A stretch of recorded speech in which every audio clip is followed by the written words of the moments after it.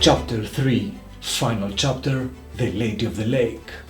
You have decided to follow your own path of adventure and try to find the Horn of Heroes. You open the scroll to learn that Sir Kay was responsible for the exchange of the horn when the Knights of the Round Table were searching for the Holy Grail. In return, Sir Kay received money that was used to fund the Knights' expedition and court expenses. Apparently, this was the only way to protect his brother's crown from internal enemies. But at what cost? Your journey took you away from Longra to the northern islands. It was difficult, but you managed to find the village of the warlord that the item was sold. Your arrival was not expected, but as soon as you introduced yourself as an emissary from Camelot, you were welcome to stay. During the night, you met the warlord and discussed the days of Arthur and the importance of the Horn of Heroes. He bought the item because he wanted to help Camelot and didn't want the horn to fall into the wrong hands. He seemed adamant to give you back the horn when a ghostly figure appeared before you. "The horn must be returned in 7 days to me. The young envoy carries my blessing and my will. If you agree, I will reward you handsomely."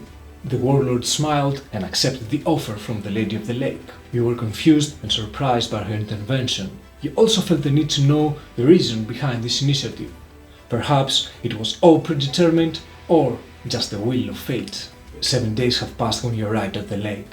The moon was full. "Welcome, bearer of the horn. Thank you for bringing me this relic. The Horn of Heroes was never meant for me, as I will not be staying long on Longra. My time among humans is over. I'm sure someone else will be found to protect you from what you cannot see." You hear footsteps and you see Lady Nimue approaching. "You have passion, and you are very much like your father. I want you to know that your father was also following the same path. He would have continued the task on his own without any help. I will need people like you in the Round Table if you decide to join my ranks." Without hesitation, you kneel down and offer the relic to Lady Nimue. She comes to you and touches the relic.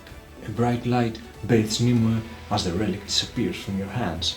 When the bright light recedes, you see Nimue transform into the Lady of the Lake before you, and you hear her voice. "Rise, Knight of Camelot! We have much to do!" This was the third and final chapter about the Horn of Heroes and the path of adventure that you chose. If you want to experience new Arthurian adventures, you can play Monarchs of Camelot, the board game. Learn more about the game by clicking on the links down below.